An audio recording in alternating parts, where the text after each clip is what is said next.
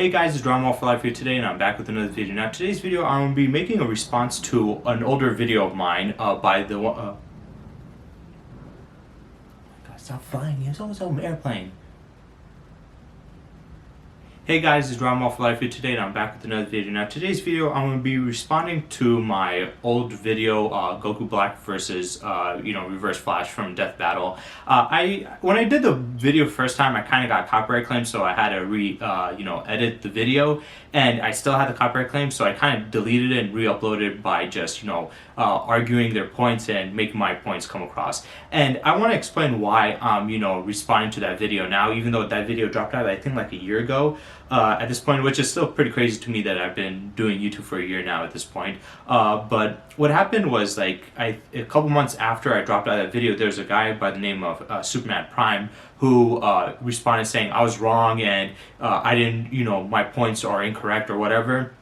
And me and him had a little bit of a back and forth. And since then, he didn't really say anything, but I had another commenter coming on that video and, saying they agree with me and that he was wrong. And he responded, and they've been going back and forth quite a bit. And he dropped, quite a bit. He dropped out a really big, paragraphic essay on why Reverse Flash would beat Goku Black, and all of his abilities and what he has that can beat him. Now, in that video, I did it as thoroughly as possible as I could.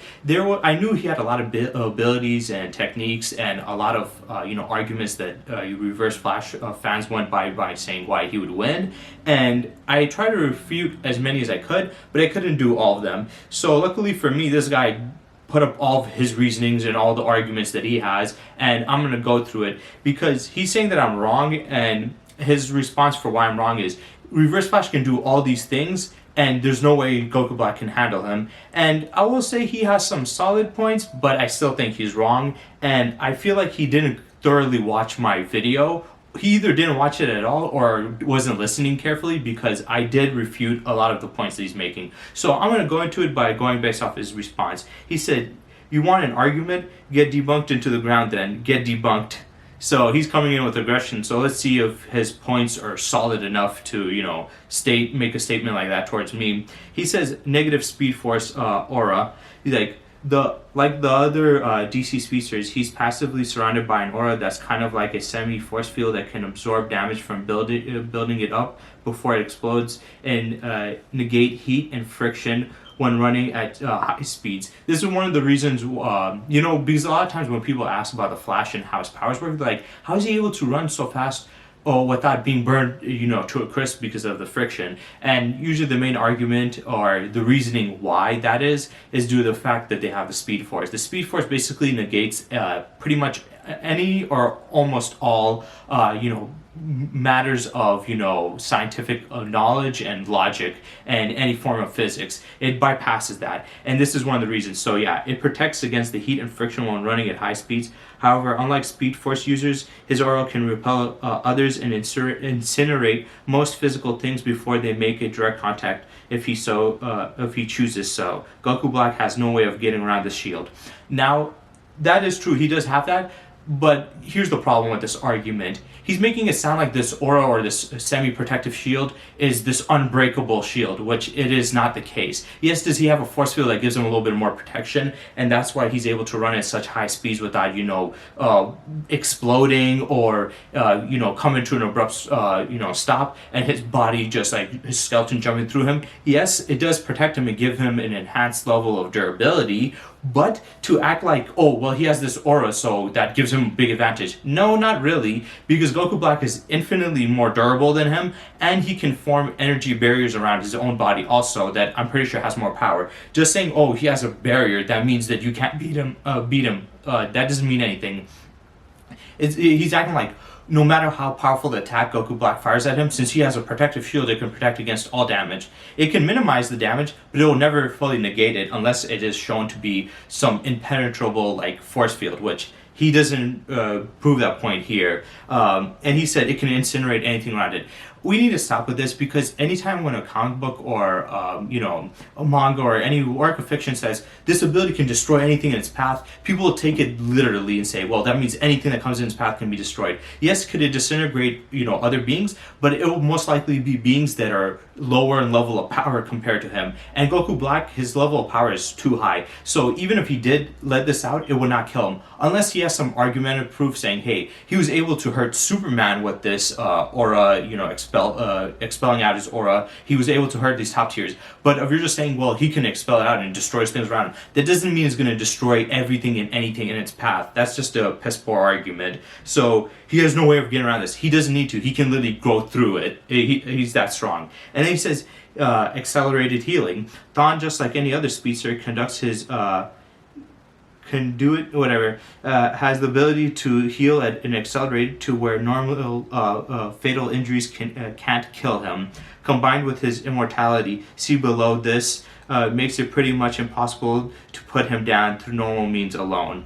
And then he says, Goku Black could counter this, but it would be extremely difficult to do so. So at least he's giving him some arguments right there. Because the other one, he's like, he can't do anything against it at all. It's like, okay, he has a force field. That doesn't mean that no attack can go through it or it's unbreakable. But this argument, yes, he does have an accelerated healing factor, but it is still quite limited because it's just your regular healing factor, just accelerated at the maximum speed. So basically, if you cut a Flash or you bruise them or break their bone, they can heal way faster than a regular person can.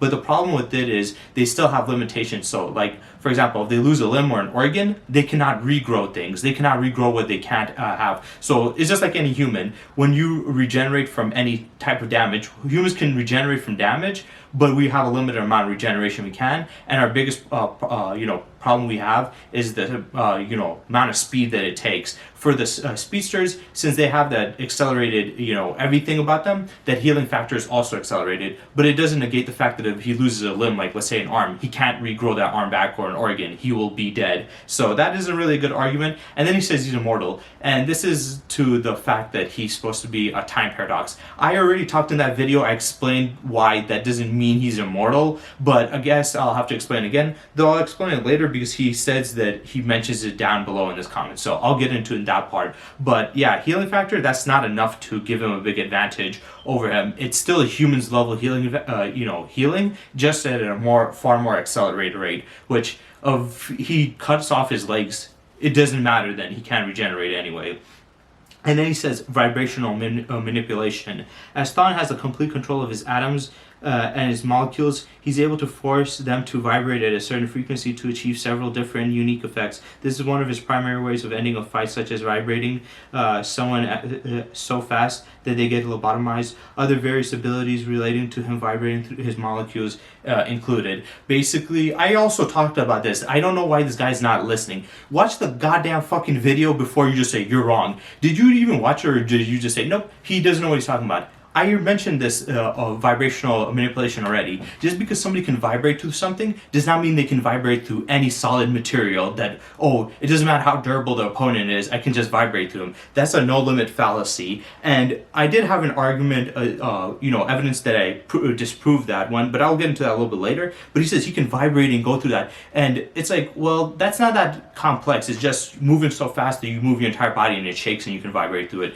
Goku and the rest of the Dragon Ball characters have shown this all the way back in Dragon Ball. That's what the after image technique is them vibrating their molecules so fast, or their body, that when they leave a signature image of themselves. That's what they do. Goku's done it to escape attacks before. He did it with Frieza's Destructo Disc ability. He did it against Cell quite a bit. He had it going through Cell. Even Cell was like, what the hell? So they've done this before. It's not that complex, and it's simple. Even if, let's say, you can bypass Goku Black's durability, which that is a no limit fallacy. Just say, well, he can vibrate through stuff. That means he can go through anybody. Even if he can do that, there's this one big problem, and that is the fact that he can also vibrate his body, because to do that is not that insane. All you have to do is shake your entire body at high, at very fast speed. So, and like I said, they did after image technique before, and that was all the way back in Dragon Ball. So I'm pretty sure with Goku Black Speed, he can do the same thing. So let's say if Reverse Flash tries to face through his chest or his head, he can phase himself, so it goes through that. So they're both beings phasing through each other. Also, like I said, that doesn't mean it can completely negate durability, because that means that no matter how durable the character is, like Superman or maybe even Martian Manhunter or any of these other guys, he can just phase through them and kill them. But that's obviously not the case at all, because when he was getting attacked by Wonder Woman, he was beating her up, in the other Amazonians he had like a trick to do it, but he couldn't vibrate through their molecules. He could have just simply done that. And the two biggest arguments I have against this was in one of the Flash comics, Reverse Flash was going in the past and collecting different people that had connections to the Speed Force in different ways. And one of the people he got contact with was this girl, or I think it was a guy, who had the ability to, manipulate their, vibrational like pattern or whatever stuff. And they were able to either make themselves so light where they can phase through things, or make their bodies so durable that it's highly durable. And as Flash was about to punch the person and phase through them, they became durable. He punched him and broke his hand. He literally broke his hand punching this person. So that showcased that if you have a high level of durability, that even your super speedsters like the Flash can phase through them. So there's already that. Also, all the people that the Reverse Flash has phased through are people with low levels of durability. It's mostly been humans like Iris West, or like I think it was like a president or something like that. He was vibrating through humans, so obviously he can kill them easily. That doesn't mean he can go through a godly being like Zamasu. And he did it to Barry Allen also. But even with Barry Allen's durability, I wouldn't put it at that high of a level. He might put it at that high level, but there's no argument of proof to showcase that, Flash's durability, even with the Speed Force, would be up to universal levels and beyond that. So that's incorrect. And the big argument that I had against this was in one of the comics, and this was actually a plan by Reverse Flash that he used against Barry to prevent him from vibrating. He basically brought him to the future and then put on these future boots onto him, and he started to sink through the ground. And what was happening was, apparently these boots were not only highly dense, but as time passes they become more and more dense. And Reverse Flash's plan was to put these boots onto Flash so when it gets so dense that it starts to drag through the planet. And when it drags through the planet, it goes through the surface, the crust, the mantle, until it gets to the center of the Earth, where the gravitational pressure is way too high and is way too hot, and he'll be crushed and burned alive. And Flash couldn't get out of this because by what he explained that these boots, since they have a high level of density and they keep on getting more heavier and denser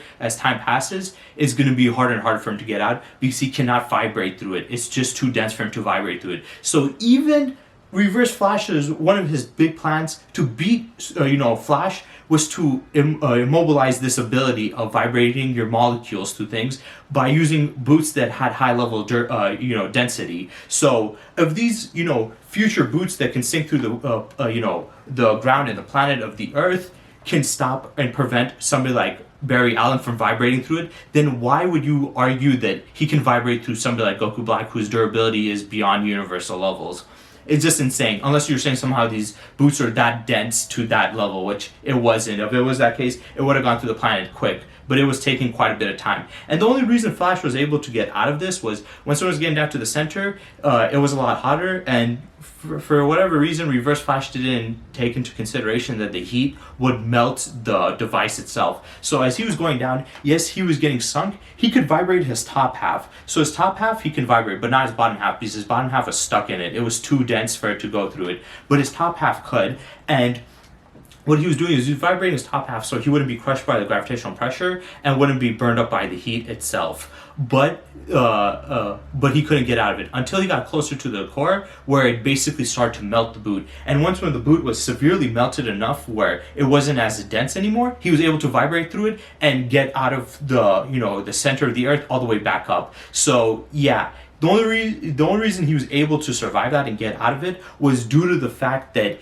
he was able to vibrate his top half to keep him safe long enough for the boots to melt when it got down to the core of the Earth, and that was the only way he could escape. If he didn't do that, he would have been killed. Also, that goes against his durability and even his heat resistance. He does have that with the aura, but it will be limited. It will still have a limit, because if it didn't, why would he need to vibrate? Why would that even be a plan to kill him? Because if he's that durable or that strong, he should be able to take the Earth's the center of the Earth's gravitational pressure, or the heat of of the core of the earth. If he has, a resistance to that. So yeah, that completely disputes that argument. But I already made it that video, but he didn't check, so he thought that this was a great way to go against it. Another argument he says is he has possession. Reverse Flash has shown the ability to merge with and even possess other beings by vibrating at precise frequencies and entering their bodies. He was able to do this to Barry through required constant concentration and needed other tools to be perfect, such as Nora Allen's dead body. Goku Black has no means of avoiding getting possessed. This ability, it would be a decent argument, but there's still some flaws to it. One, when he did this to Reverse Flash, guess what happened? When he did this to Barry Allen, guess what? Barry Allen was able to eject him out of his body and remove the fact that he was, a time paradox. So that removed the time paradox ability. So that basically went against him. Second of all, once again, this is a no-limit fallacy, saying because it worked on the Flash, this can work on anybody. That's not how it works. Like I said, if certain levels of durability is too high for him to vibrate, for him to possess the person, he has to vibrate and go inside them. But if they can vibrate, they can just phase out of him, or he's just so durable that he cannot phase into him, just like Flash couldn't phase out of those boots. So he would try to phase through him, but his durability would basically block him from going into him. And just because he can possess the body a little bit, that's like saying, well, he can possess his body, but remember, his body is still strong and hard to move. With his strength, he could force him to stop him. I mean, we had Super Vegeta when he was against Boo. Boo went inside his body, and he was able to perfectly control the energy inside. Super Vegeta was able to perfectly control the energy inside his body to keep him captured in there. So they have control of their own body too. That's one of the main things about Super Saiyan 3. It draws out all the energy and latent potential from every cell. So they're literally connected to every bit of their body too. So that possession wouldn't work either. And then he says phasing and intangibility, which is pointless because he just said vibrational manipulation, which this is basically the same thing, but I think he's using this one more as in a case of, defensive, whereas the other one was more offensive. But even this, like I said, it's dumb. So he says right here, phasing and intangibility, having complete control of his atoms and molecules is great if you need to rapidly vibrate your molecules at a precise frequency, allowing you to phase through borderline anything from floors, walls, house constructs to other living beings. It's the point where speedsters like Wally West, can't phase through him. It's even powerful enough to reset Barry's vibrational internal vibrations. Once again, like I said, I already explained, these things cannot go through everything. If that was the case, Flash would have been able to phase through those boots, but he couldn't because of the high density. And I'm pretty sure if we're comparing the density of the boots compared to Goku Black's durability, his durability is infinitely more. So you cannot just phase through him in that. He could phase through some of his attacks, I'll give him that. He can definitely phase through his attacks. But let's be honest, Goku Black could literally just blow up the planet. If he blows up the planet, Goku Black can survive that. And some people say, well, he probably might not be able to survive in space. Well, he can create a protective energy barrier around him, or the fact that I think he also could survive it. The reason why I say that is because he still has Zamasu inside him. The Supreme Kais can survive in outer space, in the vacuum of space. That's not actually a problem to them. But yeah, he could do that. But also, like, he could have phased through some of his attacks. I'm not saying he can't, but you can't do it completely always. Because even with the after image technique that Dragon Ball characters have, they cannot phase through every attack. And yes, you can say, well, it's on a lower level because he's a lot faster. But he was able to do that in Dragon Ball, and he's way faster now. So with that speed, it would,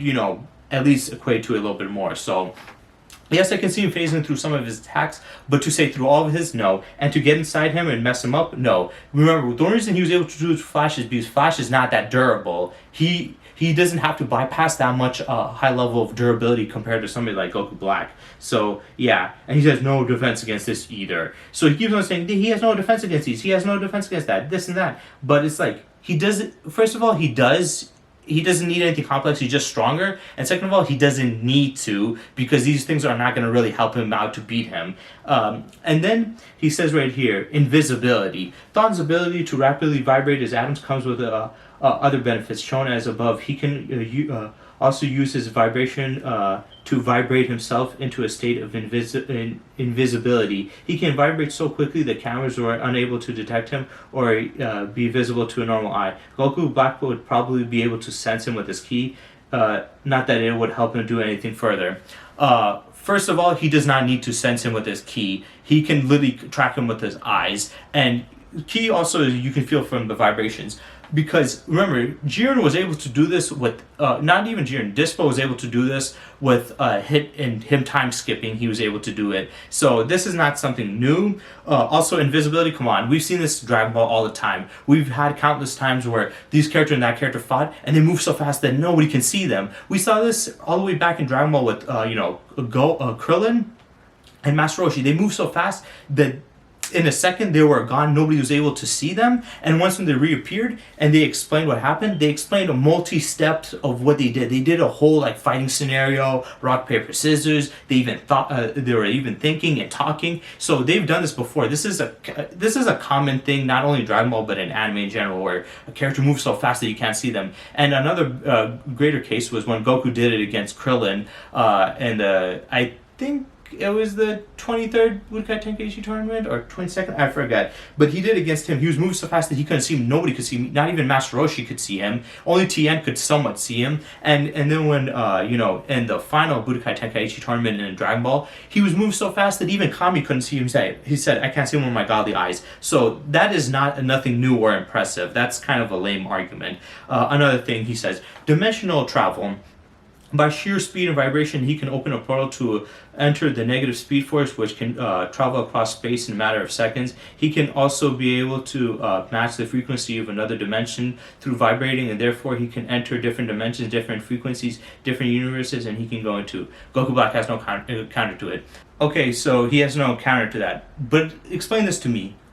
How is this going to help him in a fight? This is the dumbest argument out of all of them. It's like he just went on Wiki and found out all of his abilities and just posted up explanations on how they work. It's like, some of these abilities are not going to help him out in the fight. Going through dimensional travel, what is that going to do to him? Oh, he ran through another dimension. The only thing that's going to help him is to run away from, Goku Black and hide from him, which would basically be you admitting that he cannot beat him or is struggling to beat him. So him going to another dimension or, universe is not going to do anything to him. What is he going to do? He's going to go to another universe. It's not going to affect him.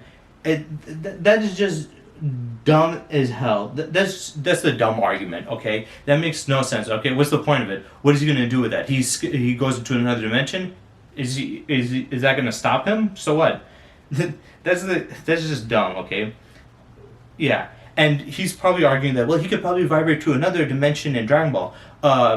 The only other dimensions you would be able to go to, he would not be in. You're going to go to the hyperbolic times, dimension, or these other dimensions. These other dimensions have no effect on him, unless he's going to go there to train or some shit. But, in a fight, that's just a tactical move to retreat and leave, not really fight. So I don't see where the point is there. He has no counter to this. He needs one? Dumb argument. And then he says... actuality, fate, bypass. In DC's timeline, it's normal for physical possible to change history without consequences. Even while noting this, Thon is still somehow able to change history with his time manipulation without consequences to the overall timeline, except for Sad Barry. Goku Black has no counter to this. Once again, I explained this in my video because I knew this was going to come up. They always use this. Flash fans Flash can move so fast he can just go back in time and kill this person when they're a kid or when they're weak or before this. But I'll get into why that is dumb. Let me just get into it right now because I've explained this countless times. I don't know how many times I've explained to you. Are you an idiot or are you just not listening? Dragon Ball does not operate the same way DC does with timelines. Now, in DC, when you go back in time, whatever you change in the past will change the future. Sometimes it will have a lot of negative effects. That's one of the reasons why they don't do it. But for Reverse Flash, he doesn't have that problem. So he definitely has that. But the thing about Dragon Ball is that's not how fucking time works. Dragon Ball's time, the way it works, is it's an alternate timeline type of thing. Whereas if you go back in the past, it's not going to affect that future, or it's not going to affect the future at all. It's going to basically branch out another timeline and just affect that one. So let's say he's fighting against Goku Black from, Trunks' future. And Reverse Flash is like, man, he's too powerful. Let me go back in time and stop him before he takes Goku's body and try to kill him. He will go through time and kills Zamasu before he gets Goku's body and becomes Goku Black. But that Zamasu that was, or Goku Black, that was in, Trunks' timeline will not be affected, even without the time ring. Let's not even put in the time ring, because some people will say, yeah, well, the time ring puts him outside the bubble of time. Even without the time ring, that will not affect him. It will have no effect on him. Messing with time in Dragon Ball does not change any future. What it does is, when you go back in time or forward in time, you basically create a new branch in the timeline, and whatever effects happen in that timeline only affect that timeline. Every other timeline has no effect from it, unless if there's some cross shit happening there. But if he's fighting, let's say, Trunks, Zamasu from future Trunks' timeline, and goes to back in time, he will be ending up, like, let's say, in the main timeline that we're in, and he kills that Zamasu. He goes back into the future. Guess what? He goes back into the future. He will end up back in future Trunks' timeline. Goku Black and both Zamasu would still be alive then. He would have done nothing to them. And the simple reason why he would have done nothing to them is because that would be another time variant. So yes, Dragon Ball, when you go through time, you create other timelines and other time variants. So he'll be only affecting and hurting these other time variants. It will not affect or hurt the ones from that one because they have no connection there. So yeah, time traveling in DC, that would work, but in Dragon Ball, time traveling works differently. So let's say he does go in and do that, he'll be killing a different version. Once when he goes back to where he was, he will end up fighting him again still. He would have done nothing to him, even without the ring. So yes, he does not need a counter because that's not how Dragon Ball's cosmology works. If you actually read Dragon Ball or watch the video, your dumbass would have known that, but you try to talk smart and don't know what you're talking about. And then he says, time stop and slowing. By tapping into the negative speed force, he has gained the ability to slow down his perception of time to a point where normal humans are perceived as completely still, and even completely stop time itself with a single thought if he needs to. Okay, this basically... because there's another one they're going to be talking about. I think he mentions it here somewhere, but I'll get into that later. If he doesn't, I'll talk about that ability too, because he has two other abilities that go with this. Basically, what he's saying is he can move so fast that people see him stopped in time, and he can enact this whenever. And he says he has no counter to this. If you do not understand how science works or how logic works, just say that, because this... it's unbelievably idiotic. I can't even put it into words. What he's basically explaining is a character moving at the speed of light. When you move at the speed of light, the closer and closer you get to speed of light, the slower time moves, and the more once when you reach to like the speed of light. In real life, it's impossible for anything besides light to reach that speed. But if you can, basically time will stop. So technically, you wouldn't even need to go billions of times faster than the speed of light. You wouldn't need to go an insane amount of time faster than the speed of light. You would just need to go at the speed of light to basically stop time. This is just what happens with anybody. This ability is not really ability. It's just him moving so fast that everybody else is basically frozen. But Goku Black is also fast. He's not like a regular human. So he might be slower to him in the fight, but he wouldn't be just like a complete statue. He would just be a slower version. And his argument is, well, he was able to freeze time. He's not freezing time. He's moving so fast that time is like basically stops. Because when you go through at light speed and stuff, reality does not make much sense. I'm not going to sit here and pretend that there's a logical explanation. It is not. Quantum physics is ridiculous, okay? But when you move at the speed of light, time basically stops. So you don't need to go billions of times faster than the speed of light. You don't need to have immeasurable speeds to stop time with speed alone. You will just need to be at the speed of light. You can ask any other scientist out there. Even Neil deGrasse Tyson has explained it directly before in his YouTube podcast channel, Star Talk. He's explained that if you go at the speed of light, time stops. Sorry for that if you hear that airplane. They all fly by this place. But yeah, time stops when you go at the speed of light, so that also doesn't mean anything. Goku Black is way faster than the speed of light. He would have the same effect on other people. We've seen this countless times. We saw this Frieza. He fired a death beam, and this was around other characters that are faster than, insanely fast. He fired a death beam and was able to kill Dende so quick that Piccolo, Gohan, and Krillin, only Vegeta at that time was able to see it, and somewhat, but they weren't able to see it at all. They said it was frozen. I just saw it was just a flash of light, and then boom, because his attack was so fast. But these characters are insanely fast. At that time, you could put them at, massively, hypersonic plus, like close to like speeds of like light speed or close around there. But even with that high levels of speed, Frieza's attack perceived as time stopped compared to them, and they've gotten even faster. So yeah, they can do the same shit. It's not something new. So yeah, that's a dumb one. Rapid changing. I don't know what he meant by this, but he explains it as one of the most morbid abilities. Thawne has the ability of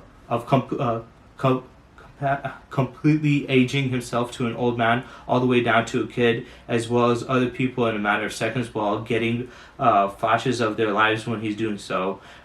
His rapid aging powers are potent enough to turn people into dust. Goku Black definitely has no counter to this. Fuzumasu could... Oh yeah, Thawne really has countered for him. Anyway, okay, look. So he's saying that the only person that can handle this is, Future Zamasu, since he's immortal, so it wouldn't kill him. But he can de-age him and stuff. So I knew he was going to talk about this, but there's also another ability, so I'm going to talk about that too. There's Speed Steal and Time Steal. Now, Time Steal is basically just for him. Speed Steal, other speedsters can do it. Speed Steal is basically...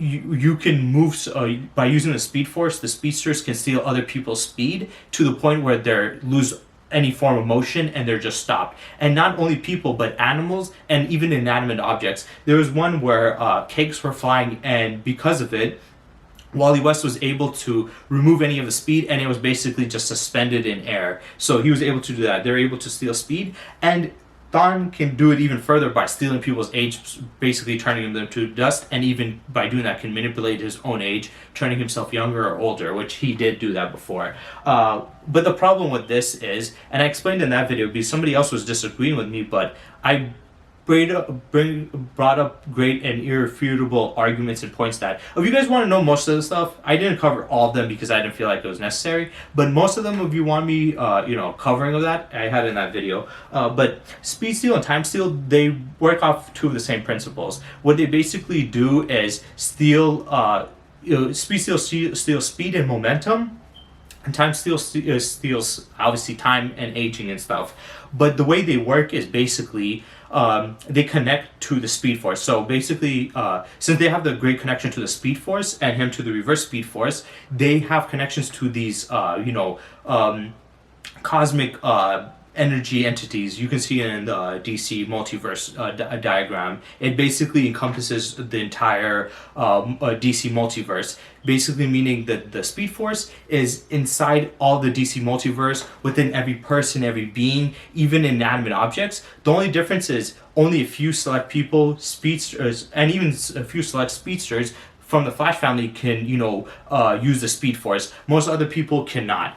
And the argument that people say, and this is my point that I'm trying to make, is the way it works is, since everybody and everything is connected to the Speed Force, and since these guys can use and manipulate and master the Speed Force, they can steal the Speed Force from other people. Now, the counter argument some people try to make was, well, but regular humans don't have Speed Force. The cake doesn't have Speed Force. But here's the thing, just because they don't use it doesn't mean they don't have it. It's just like in Dragon Ball. Characters have ki is around everybody, even Genki, but not everybody or everything can use ki or Genki. It is still existent, it's just that they cannot use it. And in the DC world, time and the Speed Force are literally intertwined and interconnected. So you can't have the Speed Force without time, and you can't have time without Speed Force. They're basically intertwined, okay? And why is this important? Because for the way they steal speed is the fact that since they can, manipulate the Speed Force, and everybody else has Speed Force, or is connected to it, but just can't use it, they can steal that speed. So of, flashes against another person, he can steal his speed by stealing their Speed Force. And the way Wally West stole the, momentum from the cakes falling was by stealing the Speed Force from it. You don't need to be able to use it. So why is this important?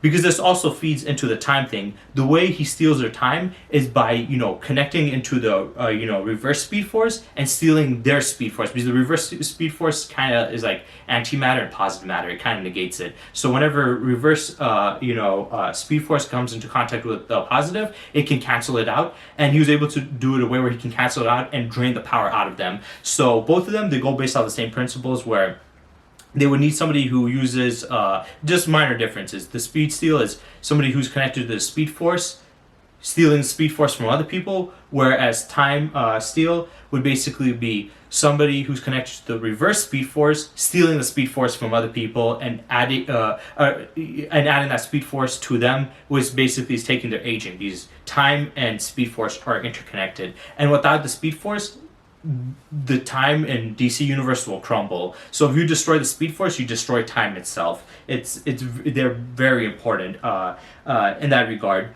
So yeah, the way he does is by stealing the speed force. Now, why would this be, on Goku Black's side? Well, due to the fact that Dragon Ball does not go by using the speed force. The speed force is not present in Dragon Ball. It's only a DC thing, and the only way to steal speed or age is through stealing the speed force. So yeah, the fact that the way it's structured or this techniques are used, they are used by connecting to the speed force and stealing other people's speed force. But since the Dragon Ball characters are not connected to the speed force and are not from DC, you cannot steal their speed or their aging, because it directly needs another person with that. And this was also proven when we have Hunter Zolman's reverse Flash, where he doesn't use the speed force, he uses time itself. So he's able to accelerate, slow down, and even stop time. He was running on a cosmic treadmill, exploded, and he absorbed time. So he is also kind of like reverse Flash, where he's outside of the time stream. So he was outside of the time stream because he was connected to time itself. He wasn't connected to the speed force. He was connected to time itself, and by doing so, not reverse Flash, Wally West was not able to steal his speed because he's not connected to the speed force anymore. Everybody and every living thing in the DC universe and non-living thing is connected to it, except for Hunter Zolman, because he got blown out of the speed force and got blown into time itself, or he's also out of time itself. So his power comes from time itself, and guess what? You cannot steal a speed force because he was no longer connected to the speed force. He had connections to the time force, which put him outside of that. So he couldn't do that. And Reverse Flash can't steal his timing either because he's also not connected to the speed force. So this ability only works of the people that are, of the other people that you're stealing from also are connected to the speed force, which in DC basically means almost everybody except for him. So you can steal from them. But in Dragon Ball or any other fiction, you cannot, because the speed force is not a concept there. So yeah, I refuted that argument too. And then he says mind control. One of Thon's wackier abilities is he has the ability to speak at a hypnotic frequency. He can push or pull others to do things they would never do, subconsciously creating doubt in their minds and making him unpredictable to other speedsters such as Barry Allen, Jay Garrick, Wally West. However, it doesn't stop with just his voice. His eyes contact can even hit with a blast wayward mental energy enough force on you enough to force you on Thon's side. If somebody needs to mind control him, he can just adjust his mind to proper wavelengths to resist it. Goku Black definitely has no counter to this. This, I think, is the dumbest argument he has here. Let's go through a couple of things. First of all, yes, he has the hypnotic voice where he can, put intrusive thoughts into their mind and, manipulate them. He actually, it was uncovered that he was the one who created Godspeed and also Hunter Zolman. He basically set this up since he was from the future. He was studying Flash and how to beat him. So he already had, the strategy on how to beat him since he was in the future. It gave him the whole playbook. And these were the ways to do it, and he manipulated their minds. But the thing is, the speedsters in DC, they do not have any sort of protection or defense against psychic abilities. That's why Gorilla Grodd, even though he's significantly weaker than Flash, is able to hurt Flash because he has mind controlling powers and mind manipulation powers, and it works on him. So that argument isn't really fair, because you're saying, well, it worked on all these other speedsters. Yeah, well, the speedsters in DC have literally no defense against psychic attacks. That doesn't mean that it will work on other people, especially those who do have defense against psychic attacks, which I'll get into because this is important to talk about. He also said with his eye contact, he can, make them completely side. No. He's never been able to control somebody with his eyes. He has shot a psychic projection in an attack. In one of the comics, Flash was chasing after him. He's going around the corner, and as he's doing it, Reverse Flash uses his eyes to hit him with it and knocks him out.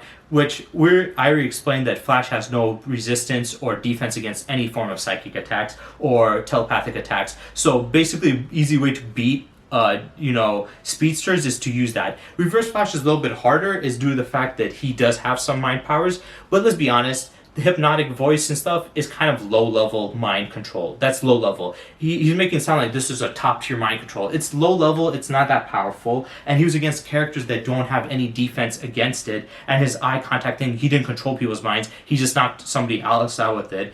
And there is 100% disproof against this argument. I've done this before, I explained this before, especially in my Itachi versus Goku video, where I explained why Itachi's Tsukuyomi would not work on Goku or the Dragon Ball characters, and that is due to the fact that the Dragon Ball characters not only also have psychic abilities of their own, but they also do have psychic protection, and that is intertwined and literally connected to ki and how their ki works.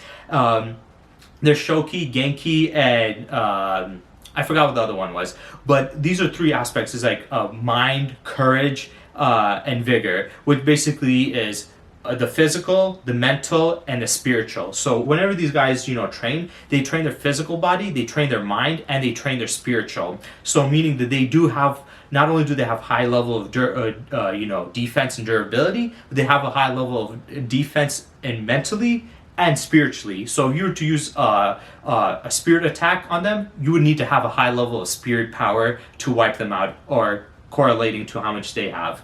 Same thing with mind attacks. So no, he does have a defense against it. You're using a character who has none compared to one who does. I mean, Dragon Ball characters, majority of them can use it. It's just that it isn't harped on as much. I mean, all the way back to Dragon Ball, we had Master Roshi be able to read Nam's mind easily. And he told him, he's like, how did you know? He's like, child reading somebody's heart is literally child's play. So he stated all the way back in Dragon Ball, somebody as weak as Master Roshi stated, reading somebody's mind is child's play. Also, we had Goku reading Krillin's mind. We had, which he touched his head, which people always talk about, but they got stronger, and that ability got even better to the point where Goku didn't have to do that. Goku and Vegeta are able to read people's minds just by thinking it and listening to them. So he can do that with his mind too.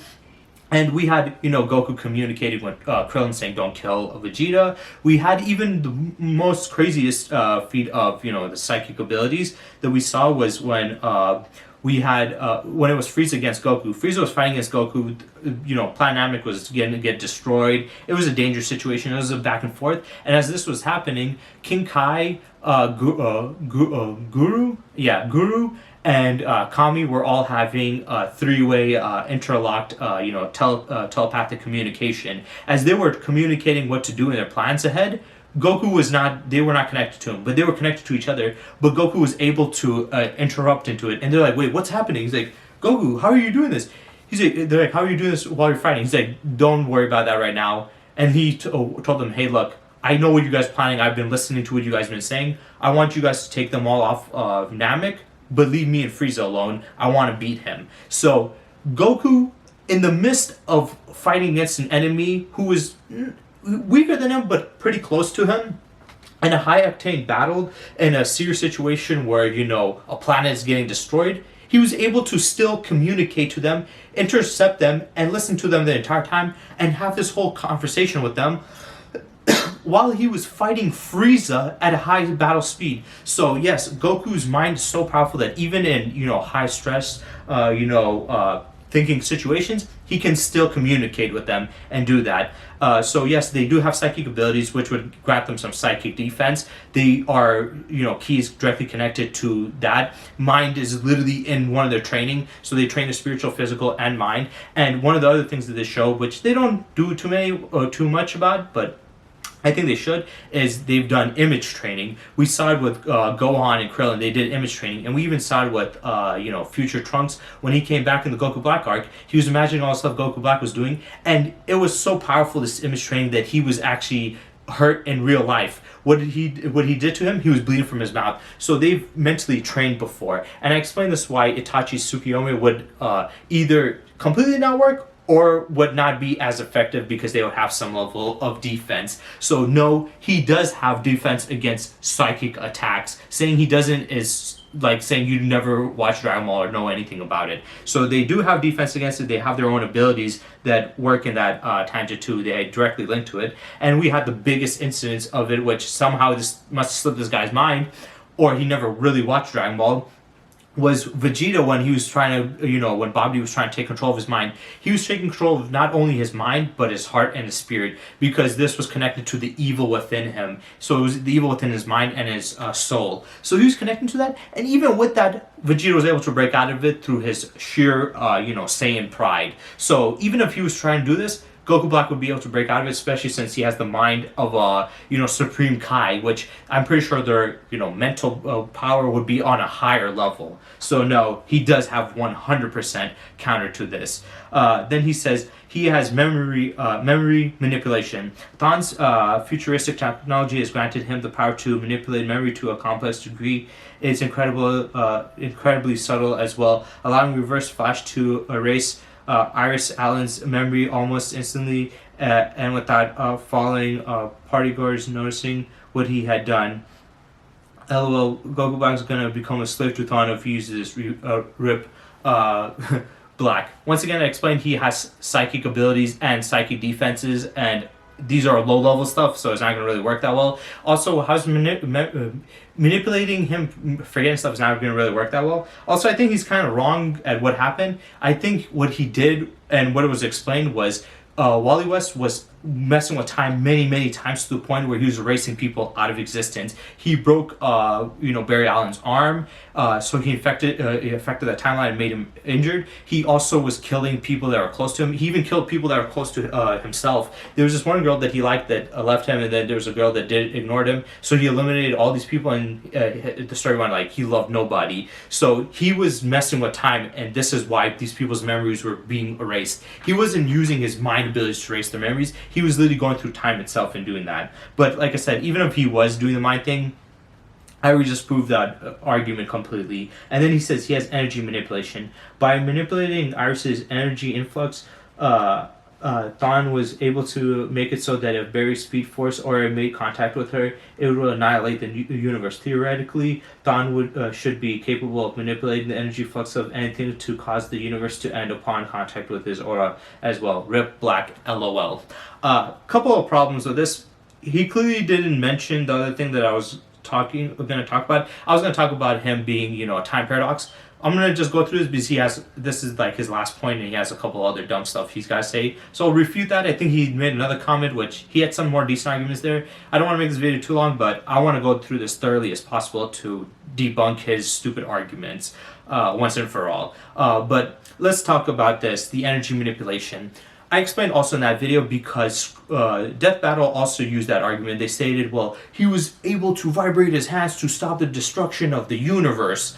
No, what happened was in that story, it was in the future, apparently there was a new element found, and this element, when it comes into a certain contact with a certain vibrational frequency, it causes this chain reaction, and this chain reactions can somehow destroy the universe, which is crazy, but that's what it was explained in the comic. In the comic, this new raw material they found, when it comes to contact with certain vibrations, it can literally destroy the universe. So what he did is, in one of his plans before, he was making it look like he was trying to kidnap Iris, but he was trying to plant this,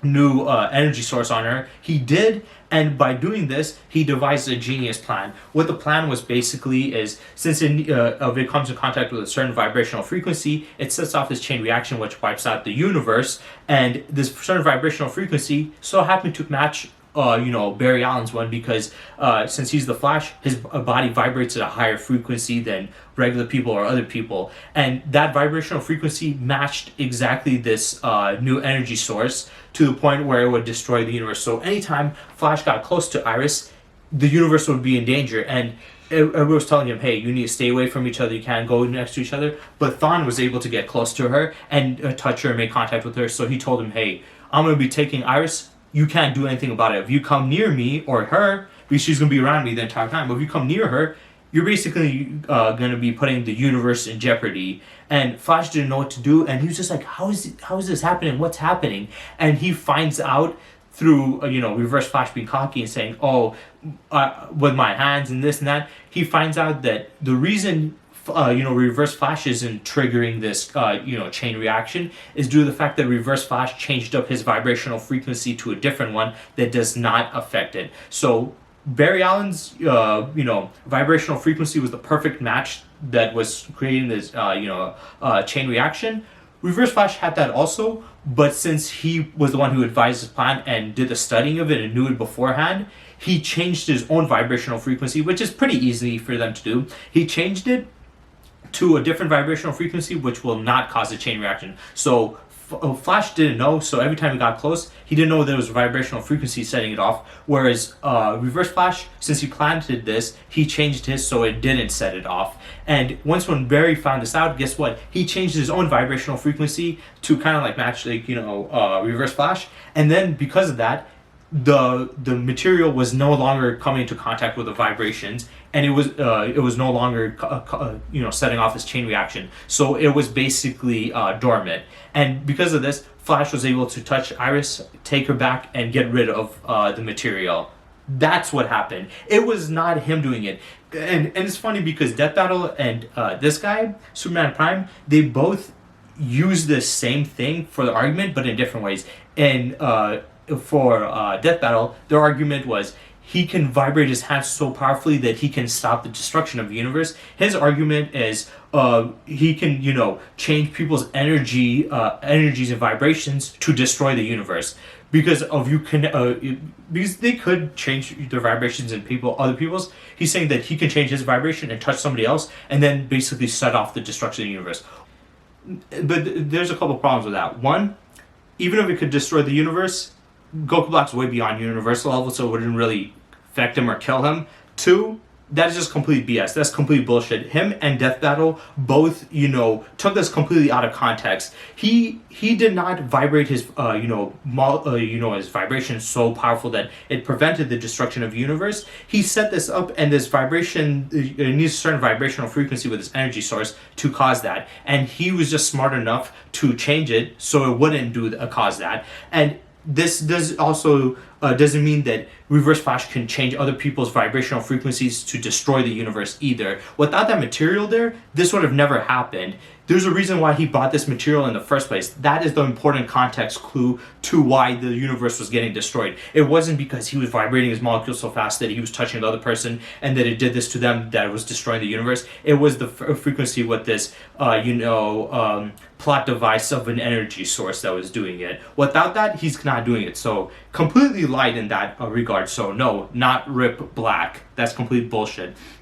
And then he says, existence erasure. One of Thawne's lesser known hacks ability, but he's still horrifying. All the same, Thawne has the ability to rip people from the time stream and erase them from not just existence, but history together. He's done this to Barry's former best friend, Doug, his own brother, and the former professor of the Flash Museum. He can literally Zeno Goku Black. Once again, I explain definitively, the Dragon Ball characters are not connected. There's no time stream in the Dragon Ball. He's using, the problem with a lot of people is they use the logic that is explained and established in that said universe and saying that this applies to all the other ones. It does not. Dragon Ball does not have Speed Force. They do not have a time stream. Whenever you mess with time, it creates another branch in the timeline. So if he was able to go back in time, he'll be going back in time in another dimension, killing a different Zamasu, or erasing him out of the timeline. It will not affect them. There is no one set timeline. In DC, the reason they're able to do that is because they're one set timeline. If you affect them in the past, then they get erased in the future. But in Dragon Ball, there's multiple branches. So when you do it, you're just branching off. It does not affect any of the other ones. The only reason Beerus was able to wipe out all the other Zamasus by using the Hakai technique is because the technique specifically is stated to wipe people completely, their trace out, their existence, their soul, out of everything, out of time itself, out of everything itself. He's not wiping them out of existence or time itself. What happens in DC is there's one continuous time stream. If you go back in time and kill that person, they will be wiped out of the time stream. That is how it works. So this is a complete gross misunderstanding of how, the DC cosmology works and time works there compared to Dragon Ball. So he says, do I need to say more? Reverse Flash stomps and seed. I think he's saying just seed anger. And he spammed this a couple of times. So this was his big argument. those are all of his arguments. I literally refuted all of them through logical reasoning. It wasn't just saying, oh, no, he can't do this. It was me going step by step throughout all of them, even to the point where I made this video kind of ridiculously long. But yeah, I felt like it was important because if people can keep on coming with these arguments, I think it's important to point out why these arguments are kind of stupid. So yeah, everything he stated, some do have some valid arguments, but as a whole, this is not giving him a dub, as you saw from my arguments. So I want to see what he's going to argue with that. He did have... He did say a couple of other things that he made a couple other arguments, like he says, oh my god, he repeated the same shit over and over. He repeated like literally 5 fucking times. I'm telling you. So he says another one, and I'll try to go through this a little bit faster. He says, "Why reverse Flash Times by Robin? Hey y'all, last episode was pretty crazy. What the fuck is he talking about? Death Battle?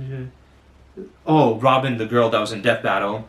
That sounds crazy. I'm more confident when you compare these two commands, there's simply one person who manages to come out on top. This is a wonderful theatrical matchup, hell of a potential, but in regard to this, genuinely do it. I guess he's just using what Death Battle said, which, let's be honest, Death Battles, they have a lot of problems. But he says right here, he's like, so I'm going to go to his thought scaling. Thought scaling is debatable, as with all comic book characters. However, 2 people he regularly battles in Wally and Barry once threatened the entire multiverse when they raced and battled one another, and Wally was capable of destroying the Anti-Monitor's own armor. This is important because these are decent arguments, but once again, wrong.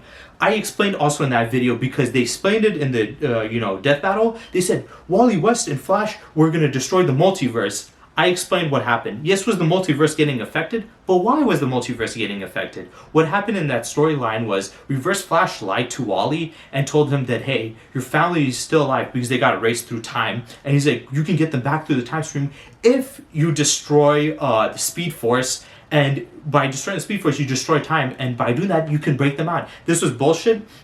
And as he heard this, Wally just couldn't pass up the chance to bring back his family. So he was running so fast to the point where he was, using up the Speed Force so he would reach his limit. And by doing this, it was, because in the Speed Force, the way it works is every time they run and they use a Speed Force, it builds up and it bubbles up until it explodes, unless they, decelerate, and then it will go down. It's kind of like, baking a cake. It kind of inflates if you put more heat into it, but when you lower the heat, it starts to deflate every time. And the more they go into the Speed Force, the more speed they use, the more and more the Speed Force, starts to expand to the point where it explodes and, gets destroyed.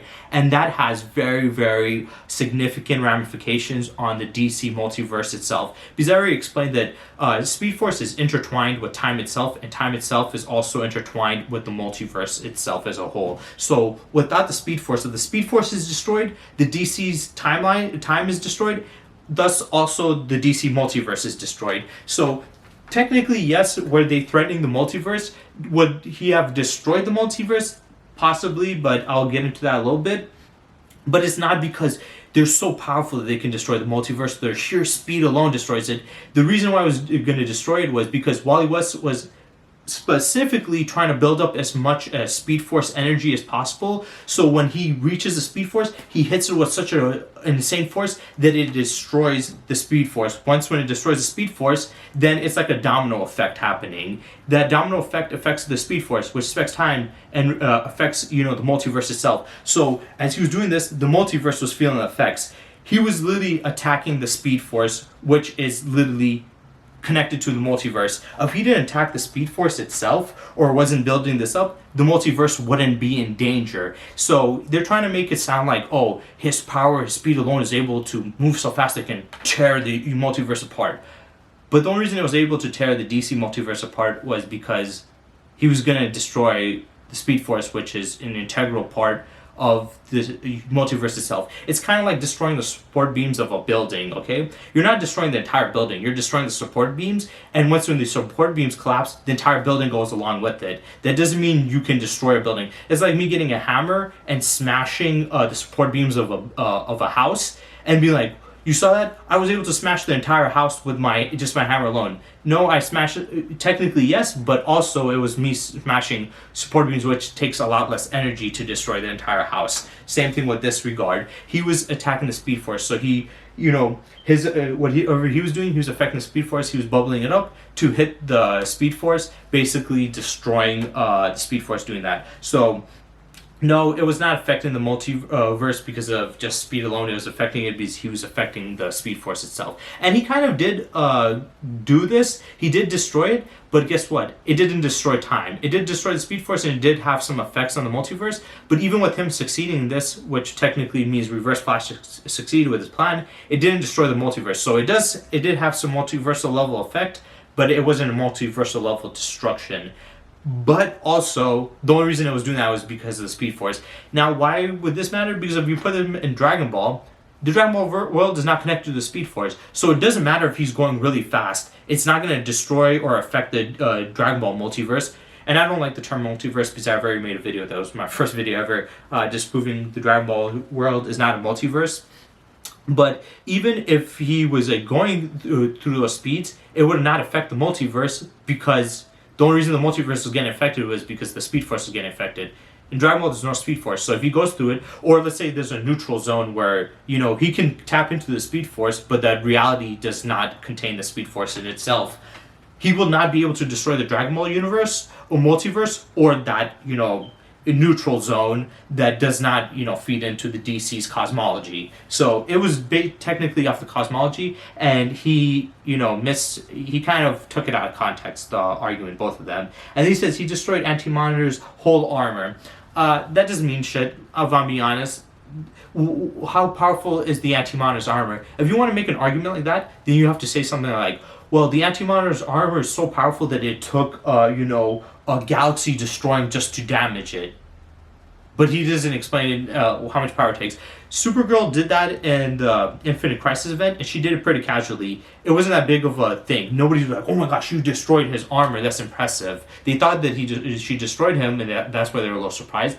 But then when they found out it was just the armor, like, oh, it's not that much. So destroying his armor is not that impressive. I mean, his physical form is even more impressive than his armor, and even then he's not that powerful. And the reason why I say this, I don't want to get into it too much, but in the comic itself, towards the end of the battle, when the heroes are all joined together to beat him, they all combined in their attacks together at once, hit him. It was like dozens of them. They all hit him at once, and this was pre-Crisis Superman, post-Crisis, pre-Crisis Superman, Golden Age Superman, pre-Crisis Flash, and all these other characters. They hit him, and guess what they stated?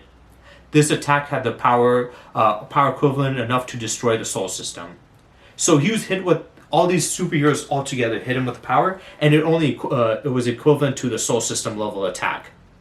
All those dozens of Silver Age superheroes, which are supposed to be even more ridiculous than their modern age counterparts, they attacked him simultaneously and only had enough power equivalent to a solar system, which is powerful, but it's not that powerful. I mean, Cell could do that. Cell alone could do that by himself, and that was enough to significantly hurt him.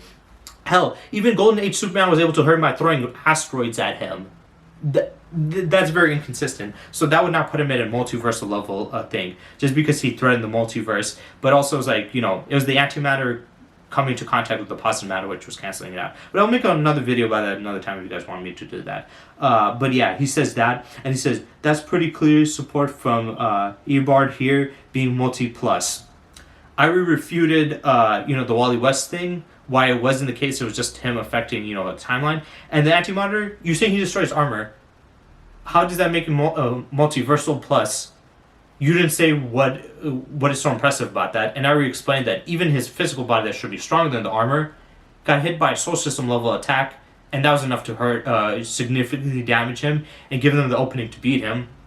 And even throwing asteroids at him was hurting him. That's just not close at all. He can also safely be said to be no.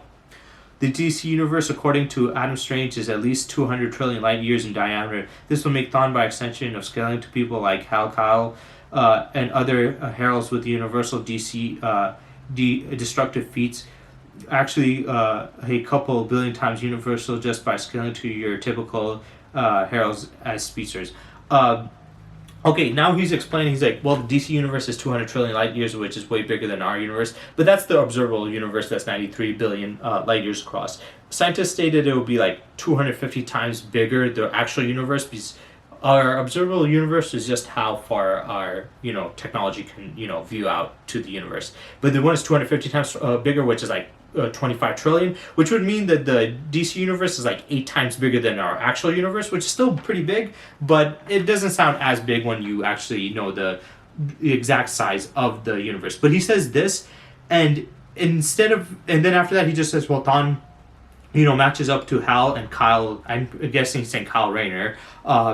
And these guys are heralds that are universal, are able to destroy the universe. Okay, one, where did you get the argument that he's Hal and Kyle's level? I'm not saying he isn't, but you can't just say he's on their level. Bring up arguments like, well, he fought them before, he fought these guys and that. Just saying that he's on their level, that doesn't make any sense. Also, another thing that doesn't make sense is he's making the argument that Hal and Kyle could destroy the universe. Not saying once again that they can't, they haven't been able to have the power to, threat to destroy the universe. But can you give me an example of when they did? You can't just say, well, the DC universe is this big, meaning that these two characters could also threaten it, but I didn't show any evidence that they were universal at all or threatened the DC universe.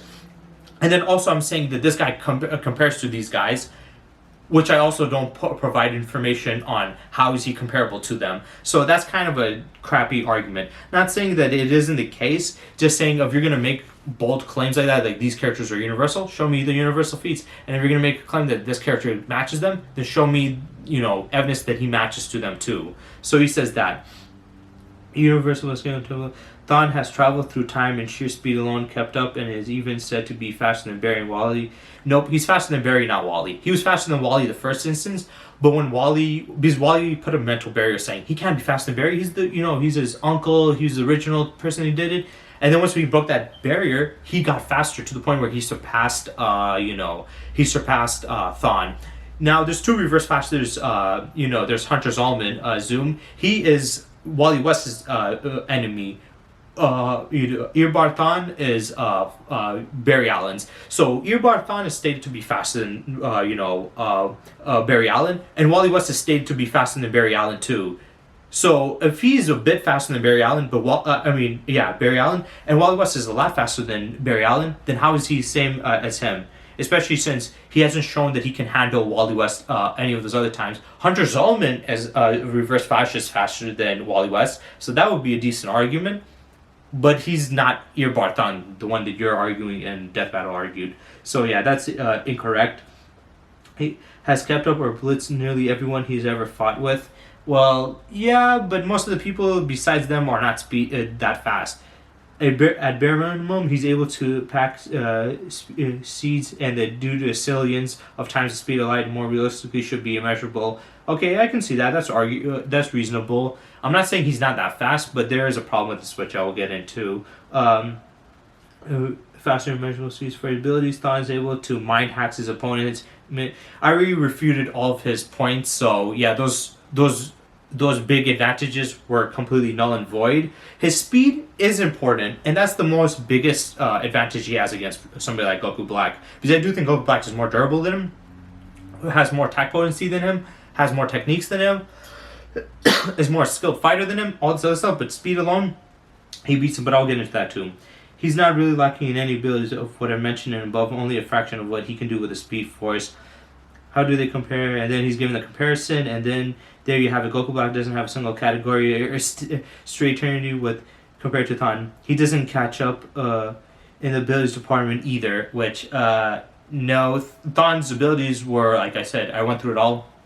They don't really work very well. His attack potency or his stuff, the speed, I already just refuted that just right now. I went in a whole tangent on that anyway, so that's incorrect. He didn't have strength and durability. His speed will guarantee him a win against infinitely slower Goku Black. Only resistance seems to be time travel, but even possibly argue Thon can negate this entirely. He can also just, remove the rain black. Once again, like I stated, the time ring does help out Black. It helped him out against what, erasure like Beerus's thing, because he can go past time. But the way Thon does it is he goes through time and kills a person, but time doesn't work that way. So yeah, Goku Black does not need a time ring to protect himself from Thon. It just wouldn't work on him. So yeah, that's incorrect. He says right here, in learn immense methods Thon has towards ending the fight, almost immediate. Black only advantage might be durability.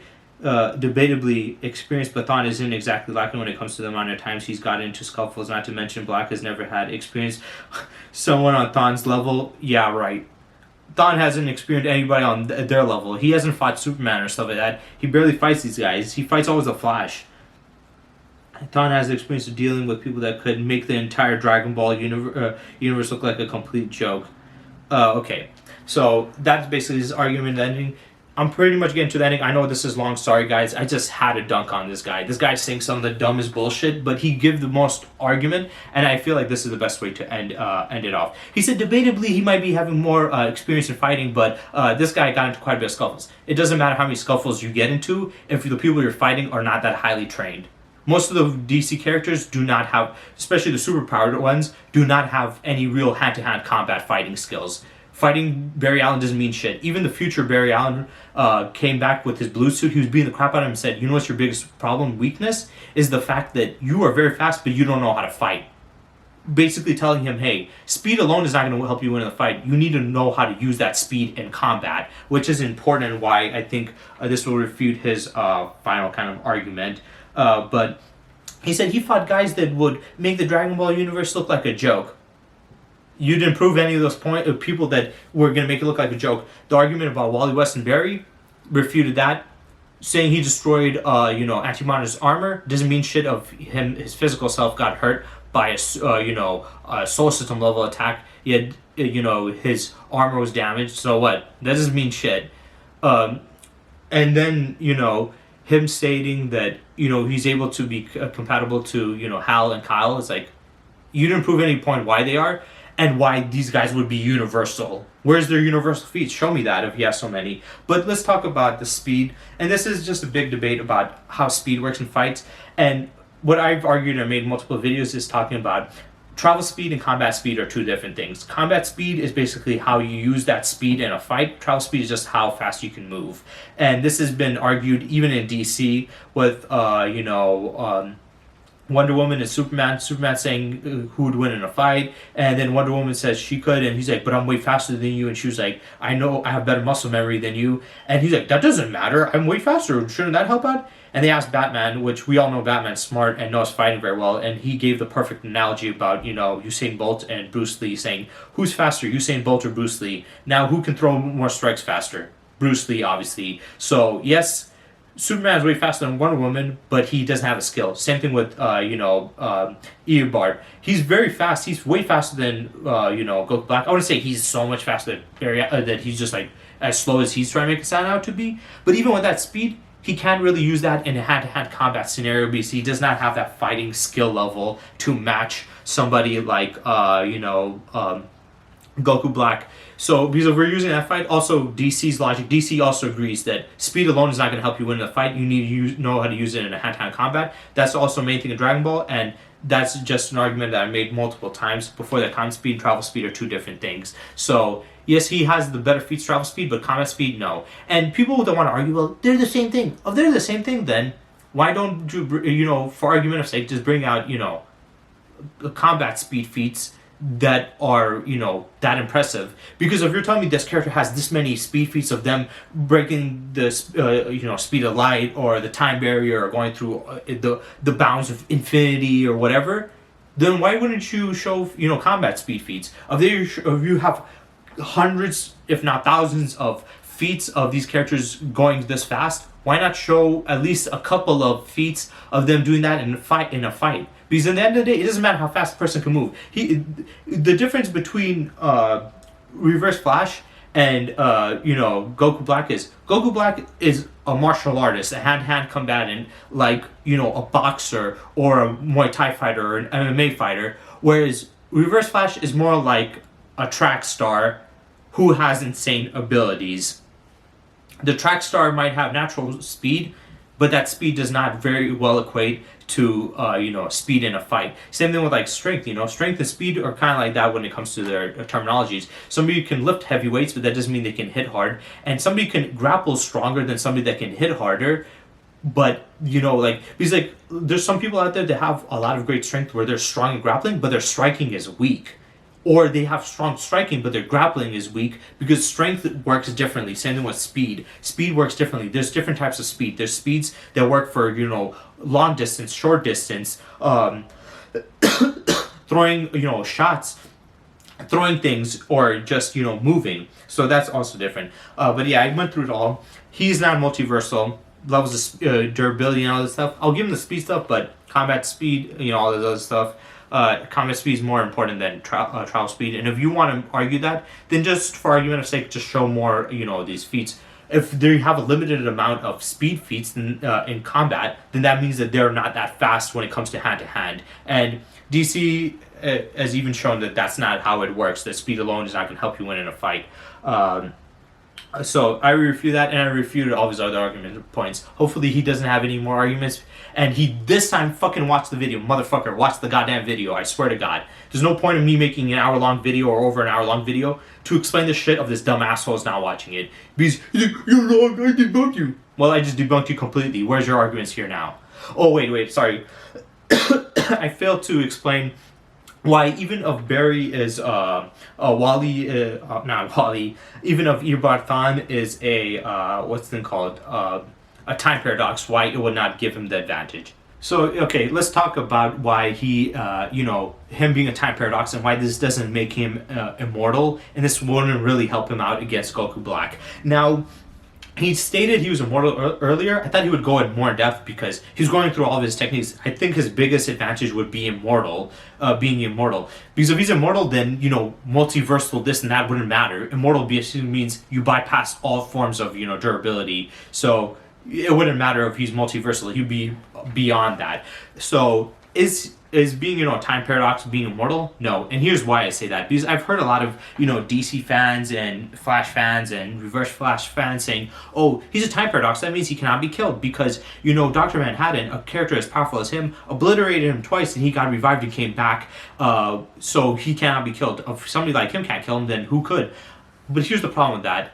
It wasn't who killed him, but how he was killed. When Dr. Manhattan killed him twice, he destroyed him. Not completely. He destroyed him enough where he was left to be a skeleton or bones, which isn't saying that he can come back from that, but he still left traces of him, just like Majin Buu, where even if you completely destroy him, if there's like particles of him, like gas form, he can reform and come back. You need to wipe out every trace of his molecules to wipe him out.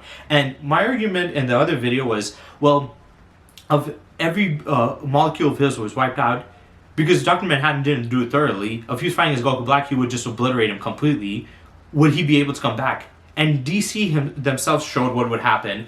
This happened when Reverse Flash grabbed Iris, took her to the future, and was messing with Barry. And as he was messing with Barry, Barry's getting manipulated by the negative speed force, but he was able to fight this. And as he fought out of it, Eobard was like, well, it doesn't matter anyway, because I'm just going to keep on coming after you. You're not going to kill me. I'm going to keep on coming after you, make your life a miserable hell. And there's nothing you can do about it. And Iris, hearing this, she was like, I can't let this happen. So she grabbed one of his future tech, which has the ability to disintegrate, and ended up disintegrating him completely. Unlike Dr. Manhattan, where he left some flesh or bone, she completely annihilated him and wiped him out. And guess what? He ended up dead. The first two times when Dr. Manhattan did it, it took some time, took 2 days. But this one, he was dead for years, and I think in real time he died for 2 years. His character was written off for 2 years, but he was dead for multiple issues, and he did come back. So some of you might say, well, if he already came back, then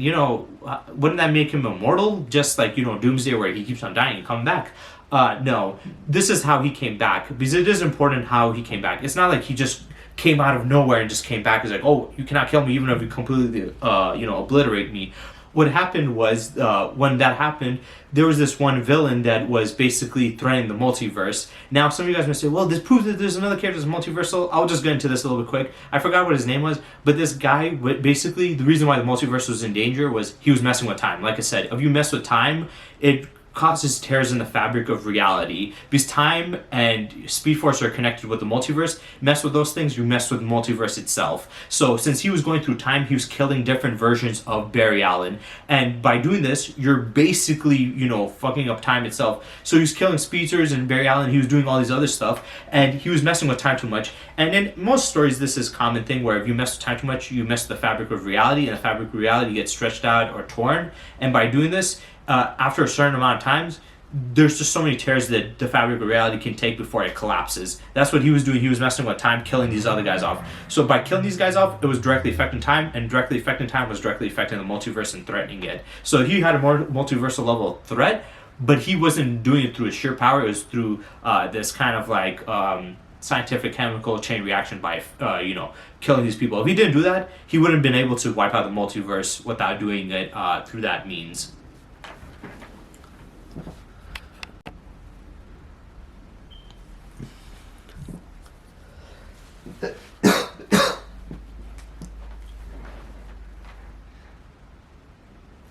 But yeah, it didn't matter. The multiverse was in danger, and even with Godspeed, he couldn't beat him. So what did Wally do? He's like, well, the only person that's actually been able to beat him was Barthon, Reverse Flash. But he's dead. He's not here anymore. Iris wiped him out. He's dead. So we need his help, but he's dead. So what can I do to, you know, how can I beat him? He needed him. So how did he get, you know, Reverse Flash? Well, Barry did something, you know, he had to do something very desperate. He literally ran through the time stream itself, went back in time when, you know, Reverse Flash was going to kill, you know, his, what's the thing called? When he was going to kill Barry's mom, and Barry came there to stop him, creating the Flashpoint Paradox, which created, you know, what's the thing called? Barthon into a time paradox. So what he does is he cuts through that time stream and stops him, and he's like, look, this time I'm not trying to stop you from killing my mom. I accept that. I moved on from that, but I need your help. And he's like, what timeline are you from? And he didn't know him until he came into contact with him, because whenever you, since he's a paradox, whenever he comes to contact with somebody else that, you know, was from the time stream, he's able to regain his memories, even if they were from the future. So he got his memories from the future, and notice what he did. He's like, oh, so that's what happened. You need my help. And he's like, yeah, you're dead in my timeline. Iris wiped you out, but I need your help. So he took this other time variant of Earbart. Since he's a time paradox, that means he's outside of time. So pulling him out of the time stream does not affect time at all, which does not affect the multiverse, does not affect anything. So you can directly pull him out of it. That's one of the big advantages to being a time paradox, and I'll get into explain why being a time paradox is kind of important, but it's not immortality like people said. So he did this. He grabbed him, pulled him out of the time stream, put him into, brought him to that time, and had him help him out to beat him and cage him. And this was always a part of Earbart's plan, because, like I said, he had the future. He saw all the times he lost and how to beat it, and can string this all along. But still, he did die. Now, he did come back. But when you look at the story and the way it unfolded, he didn't come back through his own volition. He didn't come back because he was immortal and could come back. He came back because they were against a threat that was too big for them to handle, and Barry had to go through some very drastic measures to, stop this threat by going through the time stream himself to pull out Earbart to help him out. So if Earbart was immortal, why would why would Barry need to go through the time stream to pull him out in the first place? He should have just came back on his own. The fact that he needed him to go through time and pull him out another time variant, which he got his memory back to come in there, that showcases that he's not immortal. Because a true immortal being like somebody like Doomsday, if he died, he comes back by himself. It's like saying, Doomsday is immortal. He died, he never came back, but Superman basically was able to reclone him and then bring him back. Well, that's not Doomsday. That's a clone version of him. That does not make him immortal. Now, Doomsday is immortal, but he always comes back through his own means. Whereas Reverse Flash Earbart only came back because Wally went into the time stream to pull him out. If he didn't do that, he would have been dead. And if this guy wasn't a threat there, then he would have been dead. So if Iris obliterated him then, and let's say he didn't have that threat and wasn't desperate, guess what? He would have never came back. If he's an immortal, he should have been able to come back. But the fact that he needed, his plan and his contingency was on the fact that he knew that there's going to be a crisis in the future that was going to be too big for Barry and even Godspeed to handle, to the point where he's going to need to affect time again to bring him out. That kind of showcases he's not immortal. So yeah, no.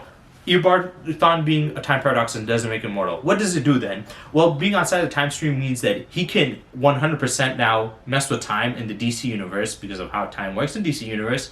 He can affect time there, and it will have no effect on him. Because usually when Barry or Wally, they have the speed to do it. They use a cosmic treadmill to, consistently go through time or select which, but they don't do it because it will affect time. But since he's a paradox, he's out of the time stream. It will have no effect on him. He can affect time or not, or not affect time or whatever. It'll have no effect on him. And since he is out of the time stream, he can pull multiple variants of himself out. Now, let's say in the fight he was able to pull multiple variants and Goku Black would have had to fight multiple of them. That would have been a big advantage. That would definitely be a thing.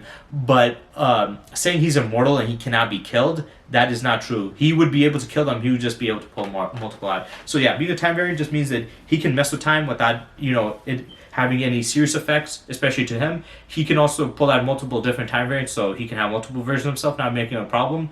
But towards the end of the comic, he lost his powers of being that. But he was not immortal. He does have somewhat of a kind of partial immortality, where if he, like Majin Buu, because if you want to go by that logic, then you can say Majin Buu is technically immortal, which he's not. Or even more so Buu on Buu's side, because yes, he got destroyed to a skeleton and came back, but he still had traces of him left. If you wipe out every trace, he's basically dead unless you pull him out of the time stream. Same with Buu. He can come back from even steam, just from steam itself, and he can come back. But if you wipe out all of his traces of him, he's dead. The only difference is this guy, you can pull him out of time stream and there's going to be no effect. But I guess you can do the same with Kid Buu if you go through, alternate timelines. You can pull him out because it won't affect the timeline is going to end up in whatever. But yeah, so that's basically my argument there. Those are all my arguments I refuted. I know this video is long. Sorry if I rambled on quite a bit. I just felt like it was very important to get through since he did have quite a bit. And I felt like I could have responded with a text, but it might as well, instead of commenting and respond to everything, I felt like that was too long. I feel like making a whole video is a lot better, and at least you guys can have some entertainment and get definitive proof from my arguments. But yeah, he's not immortal. If he was immortal, he would have needed Barry out to go through there. If he was immortal, he would have came back by himself. So yeah, and Barry wouldn't have made a big deal about him being dead then if he was truly immortal. So yeah, I hope you guys enjoyed, and stay tuned for next time.